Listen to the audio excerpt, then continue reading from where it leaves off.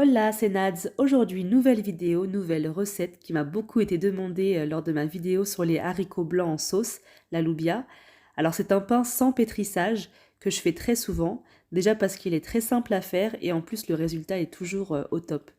Alors, écoute bien, même si tu n'as jamais fait de pain de ta vie, teste celui-là, tu seras vraiment fier de toi. Et entre nous, vu le prix du pain aujourd'hui, je t'encourage vraiment à le faire toi-même. Tu feras sûrement des économies. Allez, maintenant, go pour la recette.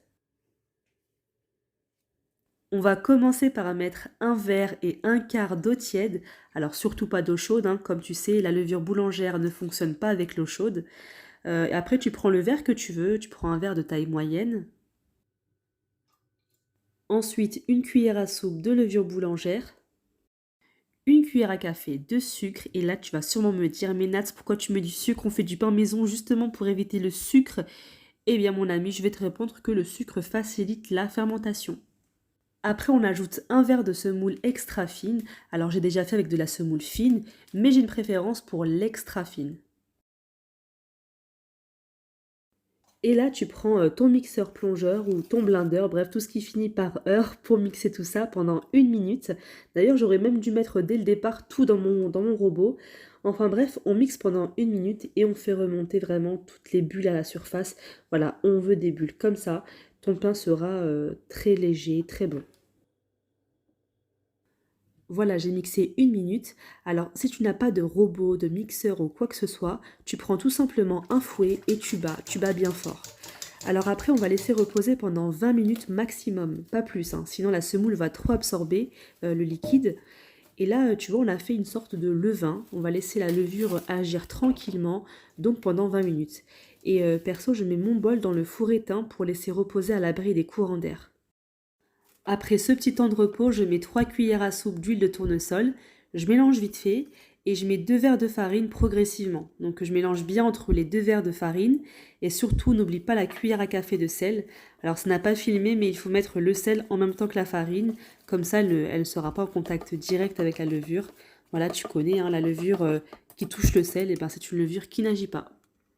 J'ajoute le deuxième verre. Alors, je te conseille la farine T55, elle est plus adaptée pour le pain. Bon, après, si tu as que la T45 à la maison, ça passe aussi, hein. Voilà, mais je te donne quand même mes préférences. Là, tu as juste à ramasser la pâte, tout simplement. Donc, il n'y a pas besoin de pétrir, il faut juste former une boule de pâte. Donc, 2 verres de farine devraient suffire. Mais si jamais après les 2 verres, tu as une pâte encore collante, rajoute encore de la farine. Un quart de verre grand maximum, hein. Ne rajoute pas plus de un quart de verre. Parce que comme je te l'ai dit, chaque farine, enfin, il y a des farines qui absorbent plus que d'autres. Donc pour moi, 2 verres m'ont suffi. Alors il faut que tu aies une pâte comme celle-ci, plus ou moins lisse, souple et à peine collante. Alors si c'est la première fois que tu fais du pain et que tu n'obtiens pas une pâte comme celle-ci à ce stade, c'est pas grave du tout. Croisant mon expérience, ton pain sera quand même très beau et très bon. Elle va encore plus se lisser là en ajoutant le lait et le beurre. Donc on va ajouter 3 cuillères à soupe de lait tiède, plus une demi-cuillère à soupe de beurre ou de margarine. Et je les fais intégrer à la pâte comme ça, en appuyant bien dessus. Alors ces deux ingrédients vont rendre la pâte très souple, très lisse, et on aura vraiment un pain hyper moelleux. Maintenant, tu verses un tout petit peu d'huile sur ta main, tu fais une belle boule avec la pâte et on va laisser reposer pour que ça double de volume. Alors, j'aime pas trop dire le temps de repos car tout dépendra de la température qu'il fait chez toi. Alors, comme en ce moment, il fait très froid, c'est bientôt l'hiver, alors ma pâte va bien gonfler au bout de 1 heure, 1 h 30 et je la laisse reposer à l'abri des courants d'air dans mon four éteint. Le temps de faire les devoirs aux enfants, j'ai laissé la pâte reposer 1 h 30, ça a bien gonflé. Voilà, j'aime trop voir la pâte comme ça, je trouve ça trop satisfaisant. Ensuite, je dégaze la pâte et je la divise en 3 boules. Alors tu mets un tout petit peu de farine, pas beaucoup, hein, sur ton plan de travail et sur tes mains pour pouvoir étaler les petits pains sur le plateau sans que ça colle. J'ai laissé 1 cm d'épaisseur environ et je les couvre pour laisser reposer un tout petit peu, genre 15 à 20 minutes. Après 20 minutes de repos, je les badigeonne d'un jaune d'œuf et je parsème de graines de sésame. Et enfin, direction le four, alors un four préchauffé bien sûr, et on laisse cuire pendant 20-25 minutes à 180 degrés. Et surtout, évite d'ouvrir le four les 15 premières minutes, voilà, pour que le pain puisse bien gonfler. Voilà, en gros, c'est un pain très facile à faire, il n'est pas prise de tête. Simplement, faut laisser reposer, c'est la base pour un bon pain moelleux et aéré, et celui-là va rester moelleux pendant plusieurs jours.